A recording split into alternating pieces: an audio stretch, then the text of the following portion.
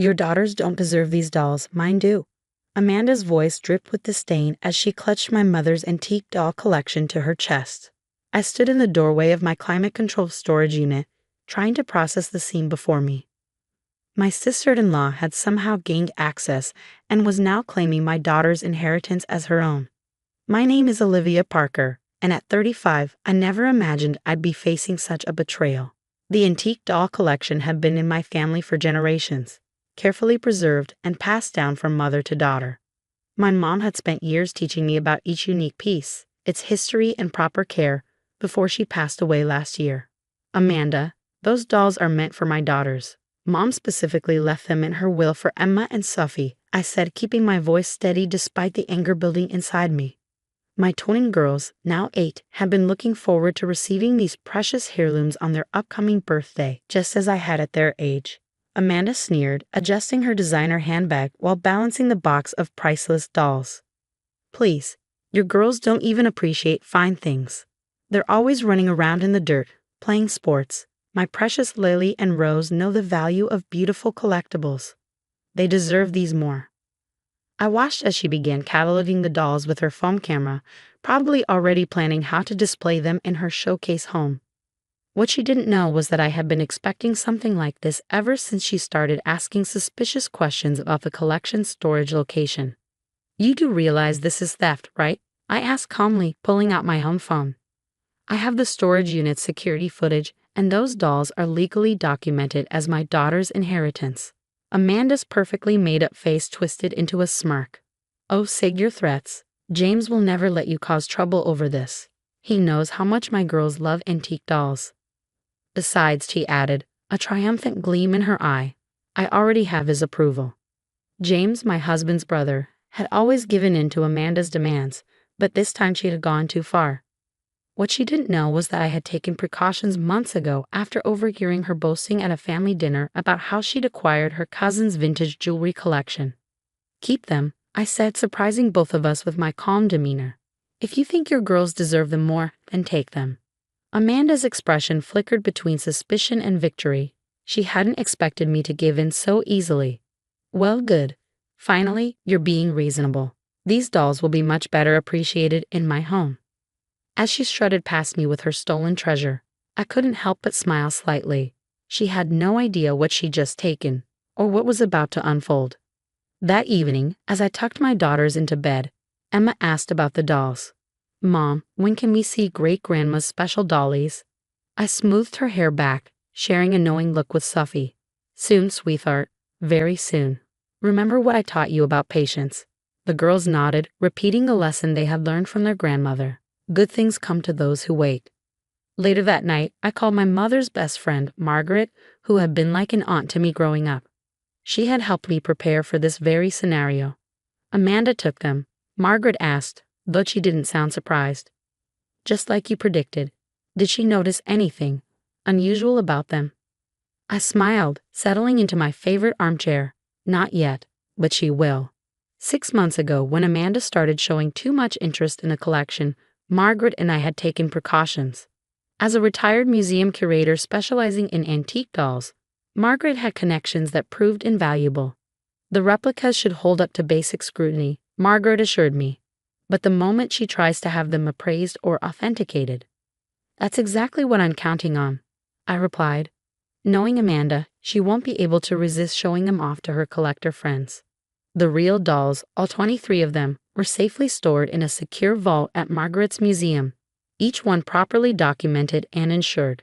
The replicas Amanda had stolen, while beautifully crafted, were exactly that, replicas. High-quality ones, with subtle markers that any serious collector would recognize immediately. My phone buzzed with a text from Amanda. Just finished arranging the dolls in my special display case. You should see how beautiful they look in a proper home. My girls are thrilled. I didn't respond. Instead, I opened my email and confirmed my appointment with Mr. Davidson, a prominent antique doll collector who frequently collaborated with Margaret. He had agreed to visit Amanda's weekly coffee gathering, where she loved showing off her latest acquisitions to her socialite friends. As I prepared for bed, I thought about my mother and how she had always emphasized the importance of protecting our family's legacy. Sometimes, she had told me, the best way to protect something precious is to let others reveal their true colors. Tomorrow, Amanda would host her weekly coffee morning, proudly displaying her newly acquired antique doll collection. Mr. Davidson would be there, ready to admire her latest treasures. And that's when the real show would begin. I slept peacefully that night, knowing that sometimes justice comes not from confrontation, but from giving people just enough rope to hang themselves. Amanda's weekly coffee gathering was in full swing when Mr. Davidson arrived. Through the bay window of her Mediterranean-style home, I could see her holding court among her socialite friends, gesturing animatedly toward the display case containing her antique dolls. I waited in my car across the street, watching as Mr. Davidson, distinguished in his tweed jacket, made his way to her front door. Margaret had assured me he was the perfect person for this. Not only was he one of the most respected doll collectors in the country, but he also had a particular distaste for frauds and thieves.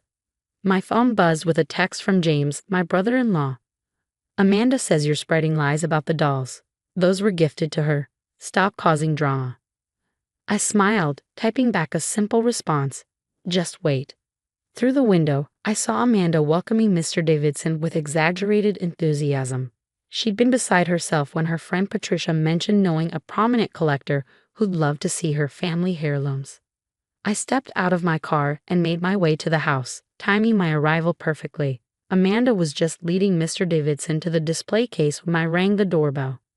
Her housekeeper let me in, looking confused at my unexpected appearance. Olivia. Amanda's voice hit a pitch that could shatter glass. What are you doing here? I heard you were showing Mom's doll collection, I said pleasantly. I thought I might share some of their history. Mr. Davidson turned to me with interest. Ah, so these dolls belong to your mother. Actually, I began, but Amanda cut me off. They're mine now, she said quickly. A family gift. Look at this one, Mr. Davidson. It's a rare German piece from the 1860s. I watched as Mr. Davidson adjusted his glasses, carefully examining the doll Amanda was practically shoving in his face. His expression remained neutral, but I caught the slight tightening around his eyes. Interesting, he murmured. May I? He held out his hands, and Amanda proudly handed him the doll. The room fell silent as he examined it, turning it gently in his experienced hands. Amanda's friends watched eagerly, waiting for his validation of their hostess's prestigious collection. Mrs. Bennet, he said finally, using Amanda's married name, where did you say you acquired these dolls? They're family heirlooms, she repeated, shooting me a warning glare, passed down through generations. I see, he placed the doll back in its stand with careful precision. And you've had them authenticated, of course.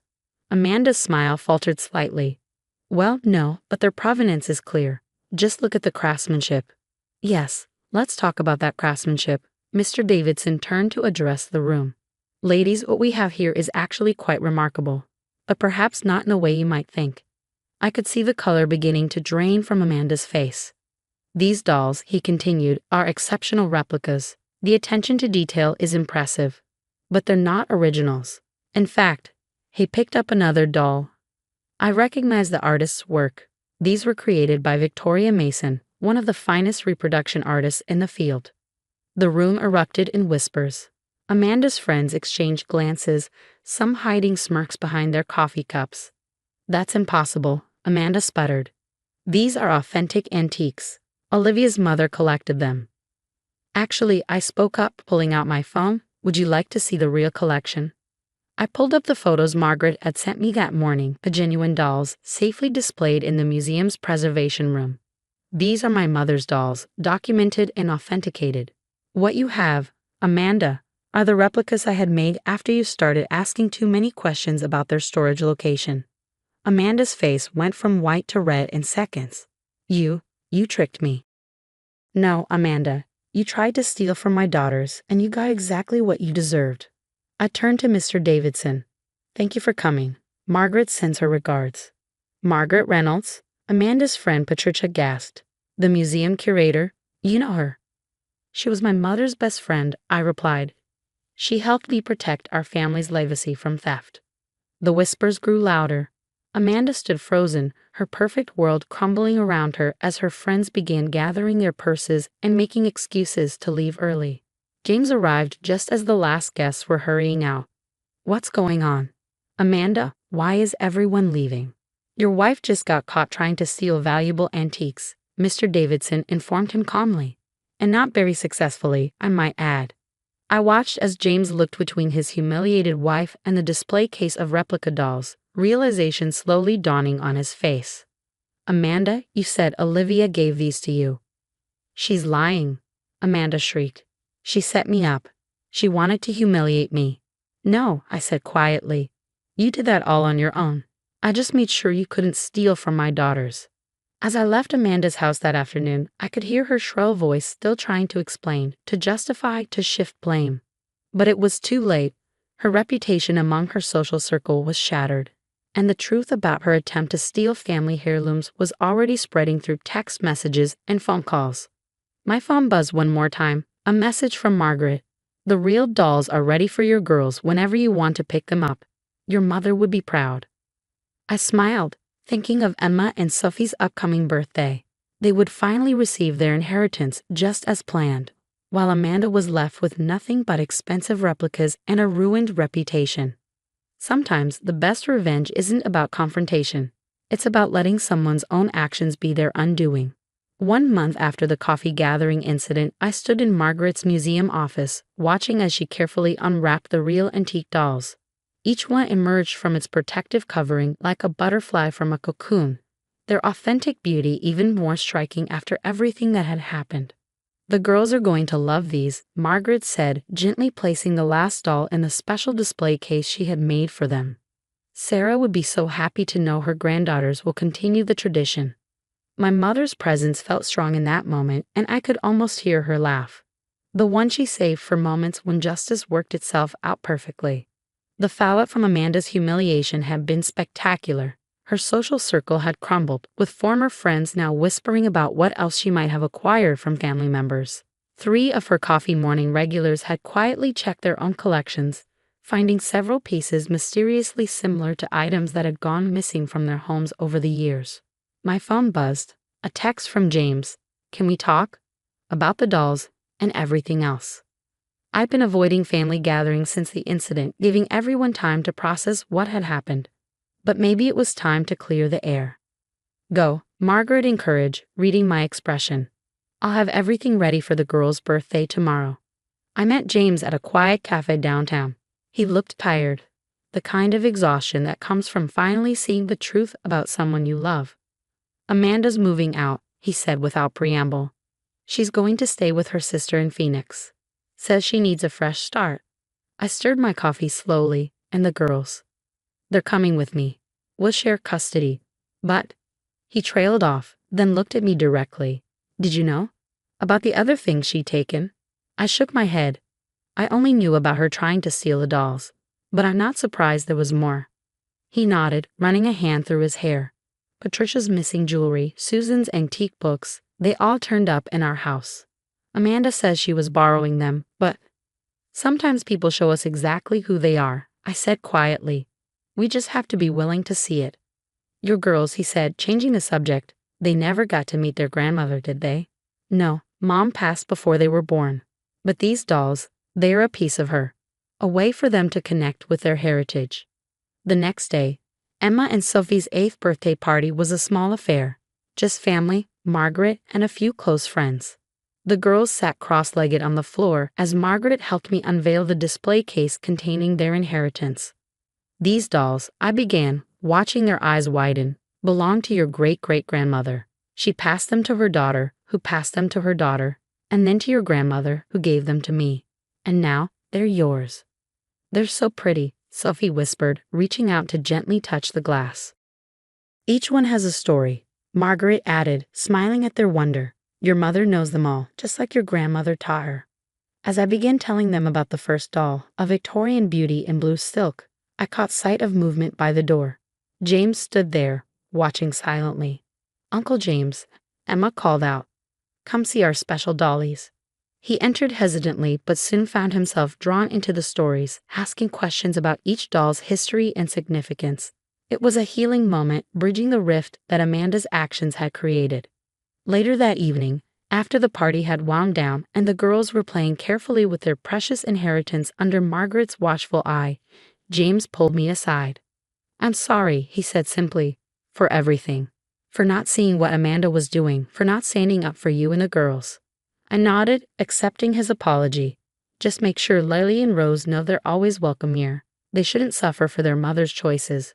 That night, as I tucked my daughters into bed, the antique dolls watching serenely from their new home in the girls' specially lit display case, Emma asked, "Mom, is Aunt Amanda ever coming back?" "I don't know, sweetheart, but what matters is that we have each other, and we have these precious memories of your grandmother. And we'll take good care of them," Sophie added sleepily, "so we can give them to our daughters someday." I kissed them goodnight, my heart full. My mother had always said that family legacy wasn't just about objects. It was about the values, the stories, and the love that got passed down with them. Looking at my daughters, I knew that legacy was safe in their hands. The dolls stood guard over their sleep, just as they had watched over generations of our family's daughters. And somewhere, I knew my mother was smiling, satisfied that justice had been served and her precious gifts had finally found their rightful home.